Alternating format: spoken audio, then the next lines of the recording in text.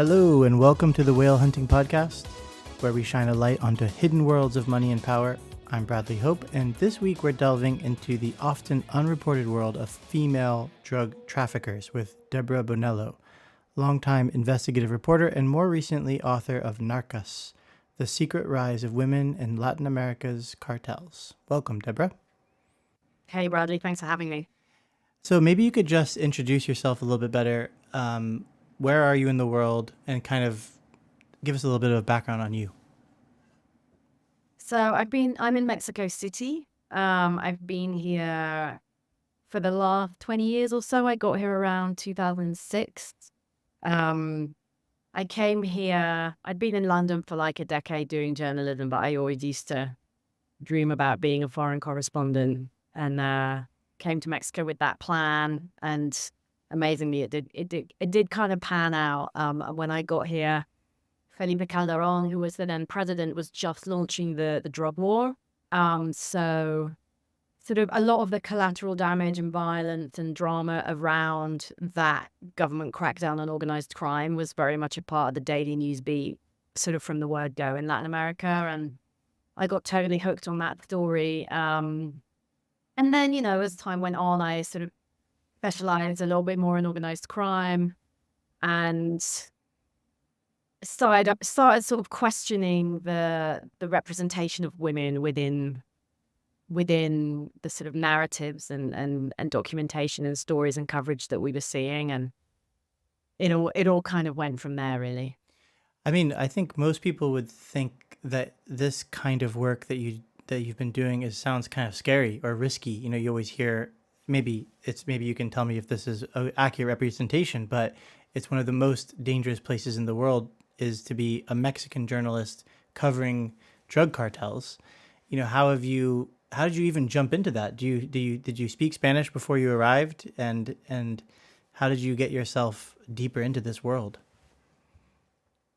I spoke Spanish of sorts before I arrived because I spent a year in Buenos Aires. So I spoke Argentine Spanish, much to the amusement of the Mexicans, because the Argentine Spanish accent is really, really particular.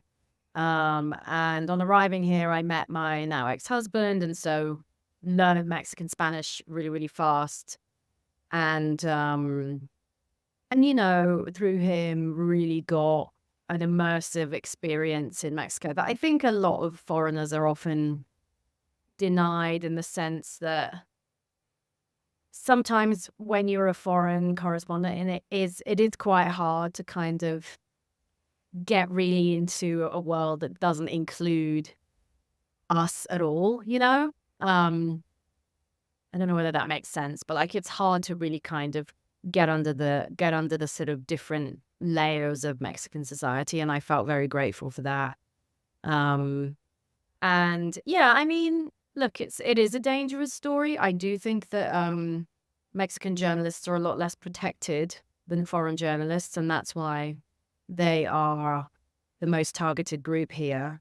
I also think that their readers are a lot more local. Like the people who read me are largely people in America and Europe who are more interested in kind of the broader view, the bird's eye view, whereas, Mexican journalists are often incriminating local officials, calling out local groups, and that can have very kind of immediate repercussions to them on the ground. But I think the perception of how dangerous it is, no sort of no smart journo ever covers a story that they're not going to come back from, if you know what I mean. But like, that's something about that I think is sort of woven into the legend of journalists, that we're like these risk takers. And I'm like, well, I mean, to a certain extent, and there are some calculated risks, but everyone wants to be able to come back and actually write and file the story. So a lot of the reporting for the book, and I hats off to Vice for this. I think people, I think Vice has something of a sort of gung-ho reputation when it comes to security, but the security team that worked with me when I did a lot of the reporting around Narcas was pretty exceptional. There was a lot of assessment before I was on the ground, and I was very much like handheld when I was there. So, there was just a lot of preparation. And of course, some things happen that you just can't anticipate. But I felt well prepared by the time I got on the ground for a lot of that reporting. And I think that's kind of the key to a lot of risk taking in the reporting process is like making those calculations. I think everybody is kind of familiar on a Hollywood level with Narcos, the world of Narcos, the TV show and other shows like Sicario and things like that. Having covered it, and before we get into the specific topic of your book, but just generally, having covered this for a number of years, what's completely wrong and completely right about the general kind of public understanding of this world? I mean, the premise of the book is essentially that our understanding of women in organized crime is very out of date. And in the same way that we see, you know, traditionally male dominated fields like football and finance and even tech now, you have a lot of established women stars and bosses in those fields. That has also been happening in the world of organized crime. If it wasn't already there, there's plenty of evidence to suggest that women have been kind of bossing it in the narcotics business in Mexico since its inception in the 1930s and 1940s. But I think because it's such a shadow world, and so there is always that time lag to really understand what's happening in it. But also that most of the people who document it are men. And I don't think it's controversial to say that everyone comes to a story with their own lens, whether that be to do with gender or race or social class and whatever.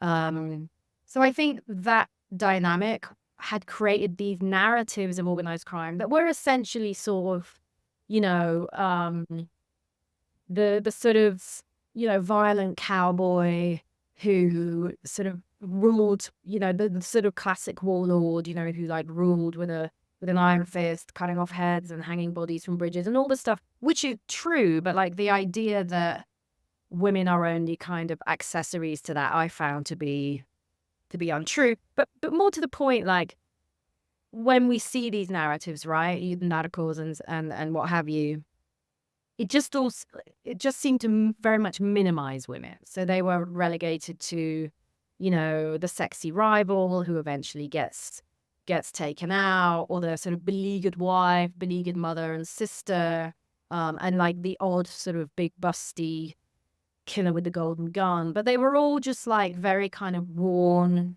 narratives. And to me, I felt like it had to be more complicated than that. And I think, honestly, it is changing a little bit. I don't know whether you saw Griselda earlier this year, which, I mean, I have my criticisms of it, obviously, but I did feel that it was refreshing to see a woman who's not in her 20s. And, like, of course, Sofia Vergara is unbelievably hot, but, like, they definitely sort of dampened it down a little bit. And I thought that that was a very promising take and project on a field that has just been so dominated by, the Chapos and the Escobars and these kind of men of legend. What was your critique of that show? I was going to ask about Griselda. I mean, I do know quite a lot about Blanco, I suppose, much more than the average viewer. So I was kind of confused as to why it was just about Miami, because she had been in New York for longer before she got to Miami. And so the idea that her career just started in Miami was wrong. I also know that most audiences don't care about like factual sticking to the facts, but there was that. And also, Blanco like started in the drug trade at a very, very young age. She was, some historians think she was the kid of a sex worker. She was born into a Colombia that was already extremely violent, and she learned from a very young age that violence was power. The narrative in Griselda was kind of like, she killed her husband because he was a son of a bitch, and then she like goes on to become this trafficker. And like, no, she was doing that like from the time she was a teenager, and it had very little to do with sort of following in the footsteps of her husband. That said, I also think the Netflix manifestation of Blanco was was a lot less violent than the real Blanco. Like the history suggests that she did her first murder when she was, before she was a teenager. So the idea that her hand would have shook killing the henchmen of rivals in Miami was seemed far fetched to me because she'd been killing since she was a kid. But there was a sort of factual indiscrepancies, I suppose. But on the whole, I thought that it was refreshing, and like I did find myself um sort of sort of having some empathy for her, I suppose, in some of those situations, but then sort of slowly shaking my head as she descended further and further into her cocaine paranoia.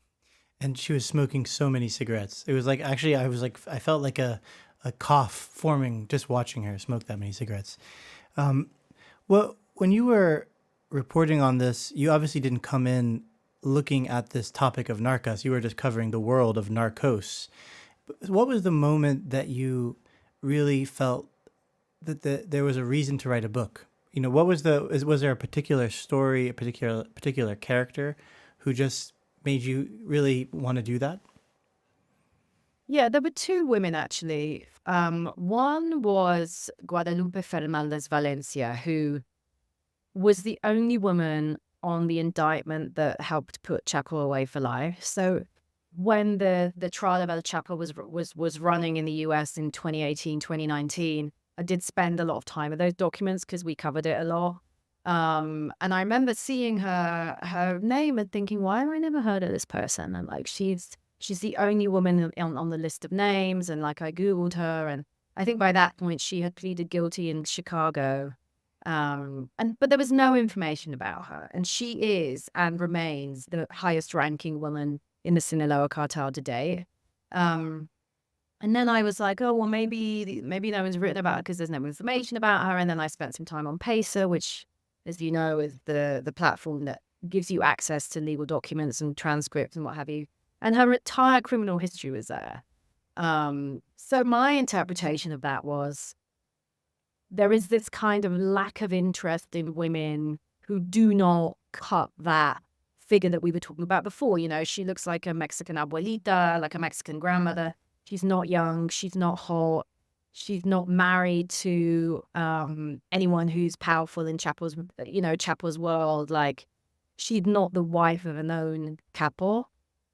So she was the first story. And then as I was looking into her, someone else mentioned Digna Valle to me, who is the matriarch from a very powerful transporting drug network in Honduras.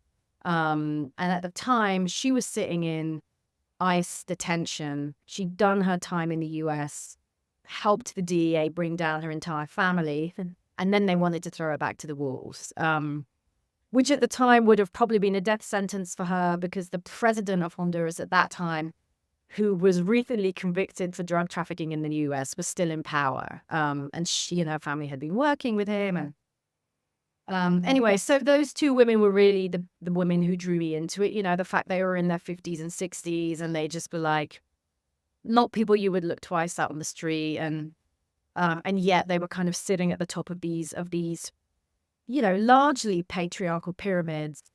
And that kind of really got me into the story. And then, I was like, well, are there enough other women? And started casting around for more. And yeah, there were so many women. I mean, in the end, I decided to focus on 6 or 7 women in the book because I just felt that would be more compelling than just doing sort of a book about women in general. I felt like I wanted to get as close to them as possible. I didn't get as close to them as possible, but I do feel like I dug down into their individual stories more than I would have had I focused on more women. And obviously, they're in the same world, the world of violent drug trafficking. What really distinguishes the narcas from the narcos? Is there any common thread with style of leadership or anything like that, or what really stood out for you as being surprising or different than what maybe the established narrative is? I think society is deeply uncomfortable with the idea that the mother, the sort of, foundation of the family and the nurturer, the loving, the loving presence, can also be a delinquent, violent, and ambitious. Um, and so, with the example of Digna, for example, the Honduran I was mentioning, I went to her tiny town on the Honduran border with Guatemala and ended up through sheer fortune and luck that day. I went there with the local bishop. There's sort of a uncomfortable comfort between the Catholic Church and drug traffickers in Latin America. This kind of respect, and I felt like going with the bishop would help ingratiate me and like not make me stand out. And we ended up next door to where Digna used to live, speaking to her close friends, and I think actually collaborators. But the impression they gave of Digna was one of this, local benefactor who used to, ride around on horseback to the cafe ranches where they gave people jobs, and she created this beautiful church. There was an enormous church in the middle of the town. They sort of painted her as sort of the good egg of this bad, the good face, sorry, of this bad organization. But then when I went away and spoke to people, there are a lot of Hondurans fleeing Honduras right now, seeking asylum in the US because of, gang violence, drug violence, and corruption. The way they spoke about Digna was that she was, allowing her brothers to gang rape young girls in the village as a way of kind of keeping the local population in check. She was sending out armed hits on villagers who were, not kind of cooperating with the Valle family, or not kind of helping them oil their wheels, or even worse, collaborating with the DEA, which at the time was trying to put together charges against the Valle family.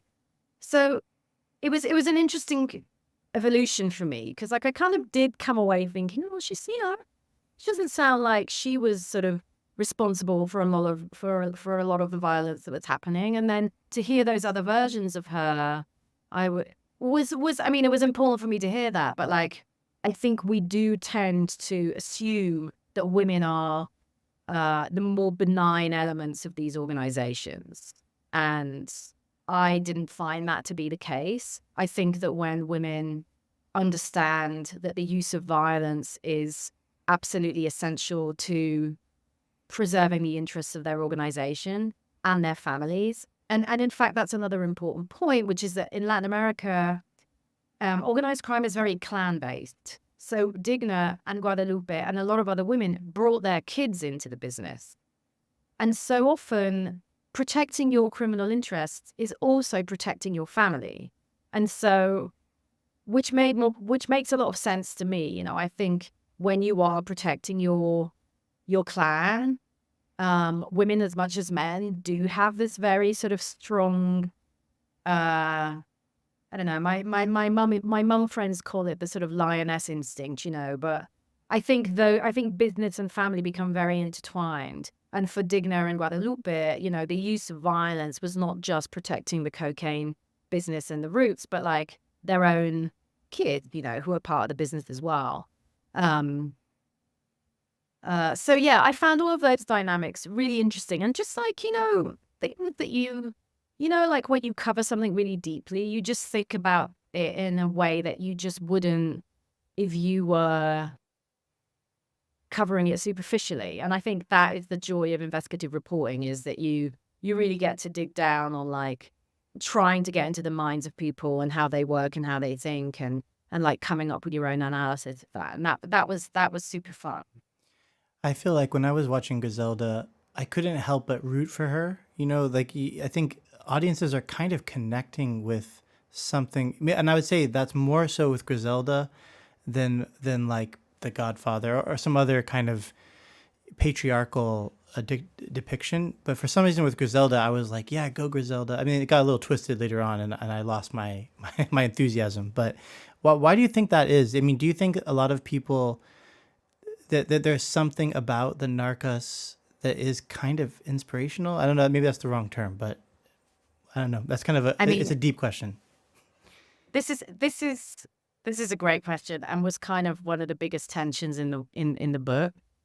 Um, and I can really only speak for myself. Like, I don't want to speak for all women, obviously, but I think for me, and I think a lot of women, there is this sensation and like sort of resentment, I suppose, from the day you're born, where we do feel as if we've kind of been passed over, underestimated, held down.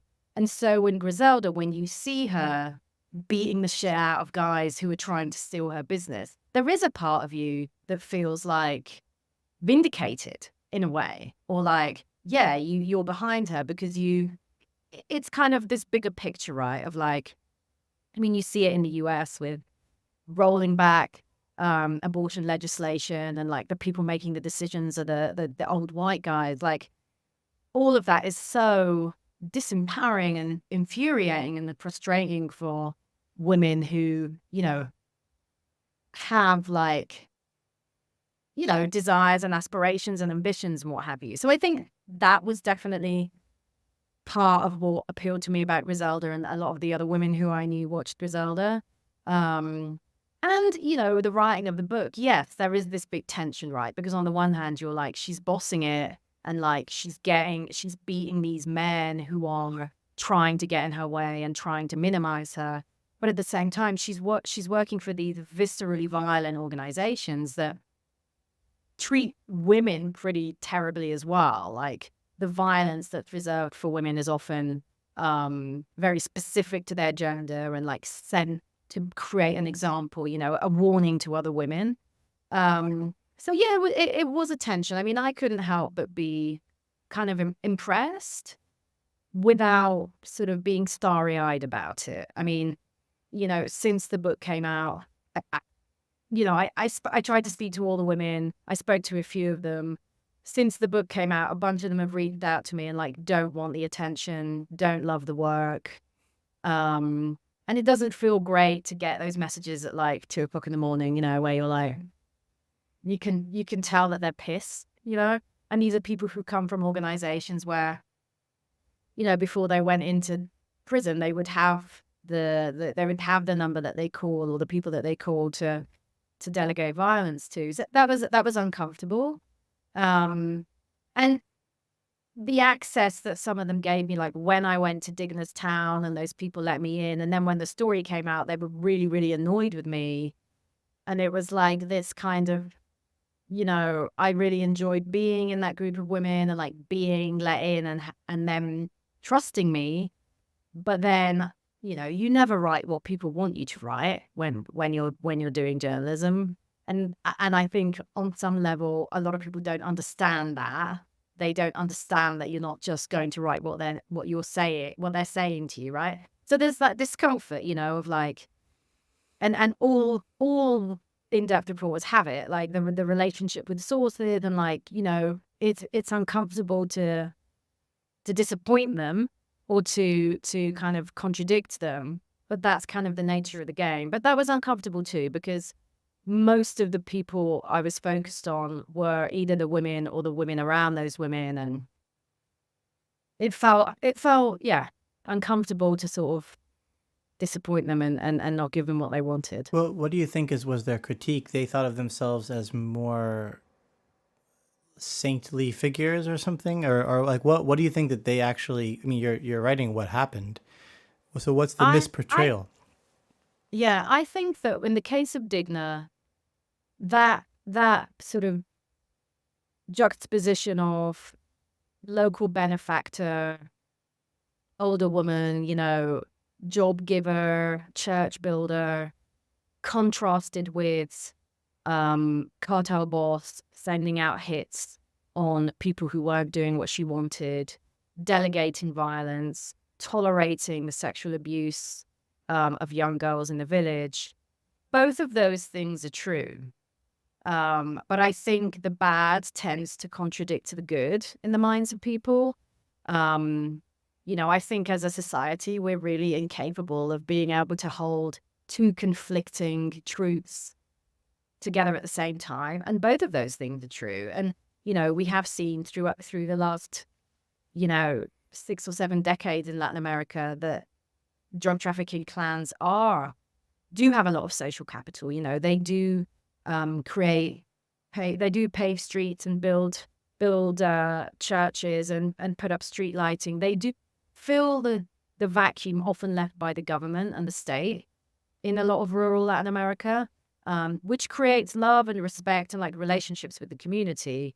And the tension there is like they are then very self-interested and can be very violent and threatening. And that creates these sort of two phases, and this kind of Machiavellian character that so many of them have, which to me are always the most nuanced and interesting narratives, right? People who aren't the good guys or the bad guys, like they're all of those things. And like I find that much more fascinating than just, I think again, like in Hollywood, we have these narratives where like he was the biggest, baddest son of a bitch. And it's like, yeah, but he was probably really nice to his kids and like, was nice to his grandma and like had friends. You know what I mean? Like all of those things, which tend to get left out of narratives because we just sort of paint people as these one-dimensional things. And I love it when people are like these multi-dimensional, multi-sided characters. Yeah, that makes a lot of sense. Maybe people like stories about drug traffickers because they really act things out in a way that everyday life no one gets to act out. Like everyday life, somebody mansplains you, you don't like beat them within an inch of their life or something. But I feel like in this world that stuff happens, and that's kind of gratifying to see it just more honest. But did any of the people you wrote about write you and say, "Oh, okay, thanks for shedding some light on our little underrepresented corner of this world," or did you get anything like that? I did not. I did not get any thanks. I generally got the sense that, with a few exceptions, most of the women wanted to just stay out of the limelight, which is also interesting, right? Like, I mean, I don't know if you sat down with Chapo and you were like, do you love being on the cover of Rolling Stone? Do you love the fact that they're making like, you know, do you love the fact that they're making these little statues of you in Sinaloa where, tourists can go and like basically worship at the altar of you? It's hard to know. I mean, I think, specialists I spoke to said that women tend to be more low key and like men love the attention. Like, I don't know. I feel like those are all kind of gender tropes too. But apart from in the case of Marixa Lemus, who was sort of a part of the political narco nexus on the border with Guatemala and El Salvador, she was very brazen about her use of violence. I met her in a high security prison in Guatemala, and she just didn't really try and sugarcoat it. She was very open about her use of violence. She was openly delighted about the fact that so many people were terrified of her. But Marjorie Chacon, who was at one point, according to the Treasury Department, the most prolific trafficker in Latin America. She was moving millions of dollars around the region for the Sinaloa cartel and drug transporters in Central America. She was also moving dope herself. She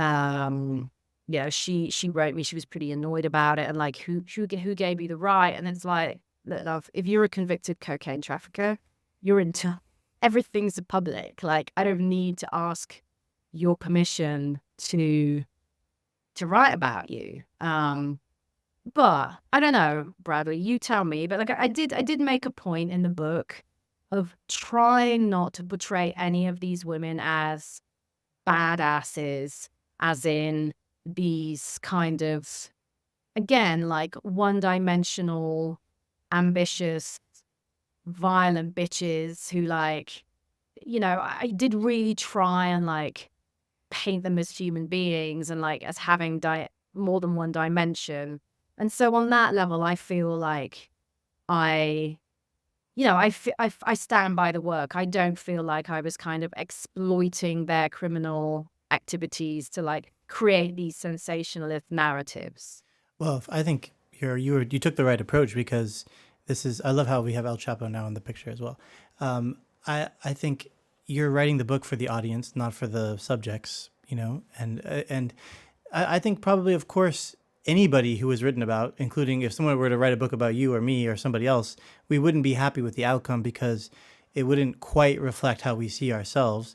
And also maybe we don't want to be rendered in all of our fragility and in our, our, the good and the bad. We like, people walk through life every day thinking about the good side of themselves rather than the bad side.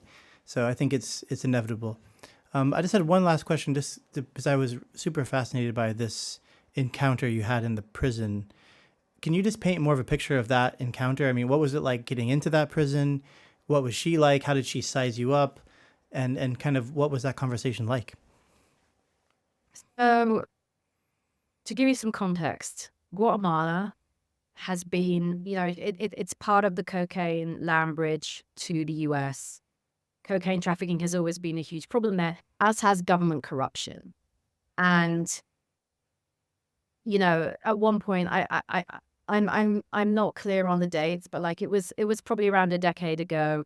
Otto Perez Molina, who was the sitting president at the time, was taken out of office for corruption. So graft has always been a problem, and the relationship between drug traffickers and government officials.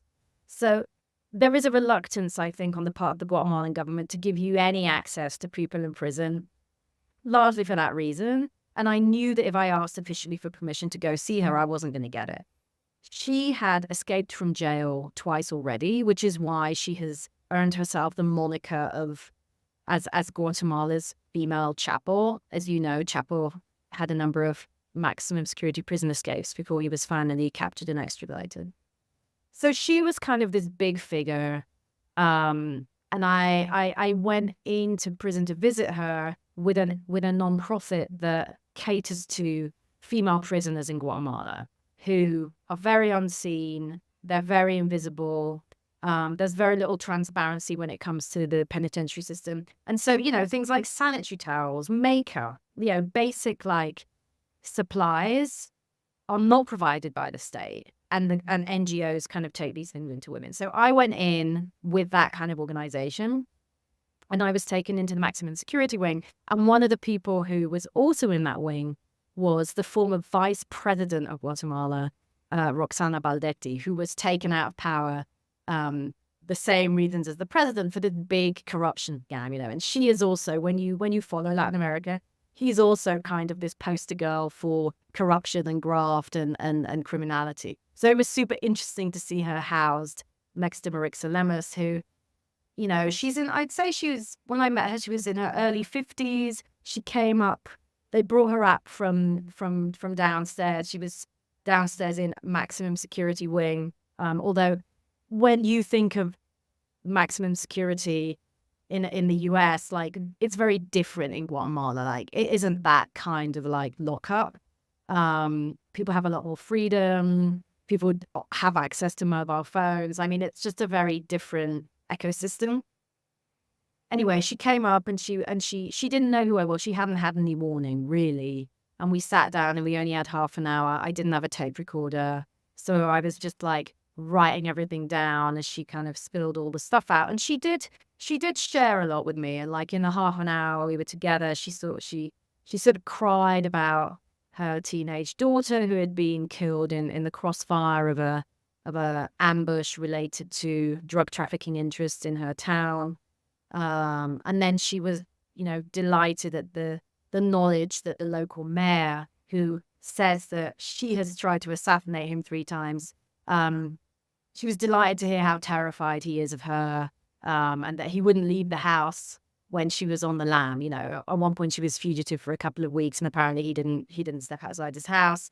Rumors he denies, of course, because I spoke to him too, and who wants to admit to being so scared of a single woman? But she was fascinating and like very determined to appeal her case, and I don't, I don't fancy her chances of that. Um, but I was very struck by her character. Like, she was very sort of, you know, definitely like very working class, like not a kind of not a lot of formal education, but like very, very street smart, and like very much understood the local dynamics of her world and where she was coming from. And very much owned her power and like her capacity for violence and her reputation. Like, and I was impressed by her. I mean, I'm not gonna lie. Like, I did find her fascinating, and like could have sat there for 3 hours instead of half an hour. Um, and then, after that interview, she called me on Facebook a few times. And, my editor was like, you need to talk to her. And I was like, on the off chance that the Guatemalan government is tracking the calls of high profile interns and journalists, I do, want to go back to Guatemala and hope to go back to Guatemala. So I never kept up any correspondence with her because I didn't feel like it was in my interest in the long term. But I would have liked to. I really would have liked to. Fascinating. Great. Well, thank you very much, Deborah. And hopefully we'll have you back on next time with your next book or your next documentary or podcast or whatever it might be. Yeah, thanks, Bradley, and keep up the good work. I love what you guys are doing. Thank you.